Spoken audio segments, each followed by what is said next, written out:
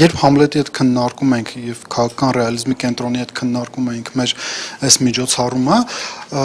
նախ հարցին պատասխանենք երևի ամենասկզբից, այո, իհարկե, Հայաստանը, Փաշինյանական Հայաստանը ավտորիտար երկիր է։ Ու նաեւ ինչու այս կամ այն գրողը կամ այս կամ այն վեբը համարվում է դասական, որովհետեւ այն պարզ ճշմարտությունները, որոնք դրվում են այդ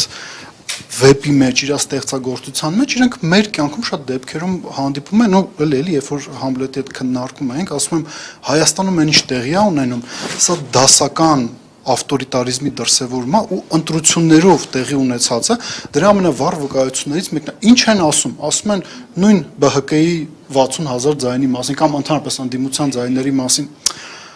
Չեն հավատում, որ մարդիկ գնացել են իրենց կամքով քվեարկել են, ասում են կաշառք են տվել։ Այ եթե կաշառքը չլիներ, չէին քվեարկել։ Ես ինչու եմ այստեղ դասական գրողների մասին հիշում, ուրեմն հենց այս փուլում էր վերընթերցում էի Մարկեսի Պատրիարքի մենությունը, ուրեմն տեսեք, այնց հետաքրքիր մի այստեղ ձևակերպում կա։ Այնտեղ կոնտեքստը մի փոքր ներկայացնեմ, նմանակը իր մահանում է, գրոհում են թագավորական պալատները եւ ուրեմն շարունակությունը Патриархи մասին է խոսում Նահապետը։ Ասում он хотел убедить себя, что штурм дворца отнюдь не всенародный порыв, а результат подлого сговора наемников, так что он самолично твердым голосом и твердой рукой взялся допрашивать арестантов, чтобы добиться столь желанной его сердцу правды. Հիմա նույնը մեր մոտ է տեղ ունենում։ Մարդիկ գնացել են քվեարկել, սա ինձ թվում է, սա քաղաքագիտության պատմության մեջ դասագրքերում մտնելու է։ Սենց բան ես ուրիշ տեղ չեմ տեսել, որ ասեն ընդդիմությունը կաշառք է բաժանել։ Իրենք ուզում են իրենց համոզեն, որ մարդիկ դեմ են քվեարկել իրենց ոչ թե այն պատճառով, որ իրենք ամեն ինչ տապալեր են, այլ որ ինչ-որ մեկ իրենց կաշառք է բաժանել։ Մեծամասնությունը շատ կարևոր է։ Հա, սա այ դա չափազանց կարևոր է։ Ես սրան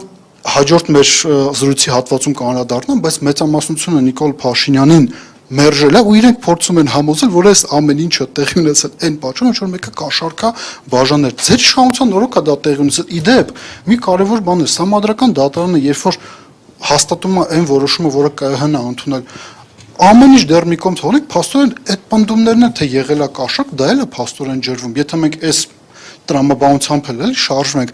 ինչևէ պատասխանելով հարցին ավտորիտար ենք մենք թե ավտորիտար չենք, այո ավտորիտար ենք ու նաև շարունակելով ձեր խոսքը, որ մենք ընտրություն չենք կեղծել, միջև համապետական ընտրությունները իրանք կեղծում էին, հետընտրական կեղծիքներ էին անում, այսինքն դու եթե հանդգնում էիր հաղթել իշխանությունների տեղական ինքնակառավարման մարմինների ընտրությունների ժամանակ քրեական գործեր էին քո դեմ հարուցում Վանաձորից միջև Վեդի, միջև Գյումրի բազմաթիվ են այդ օրինակները։ Իսկ հիմա իրանք գնացին աննախադեպ մի բան է, իսկապես 60,000 քվե ուղակի չեղարկեցին,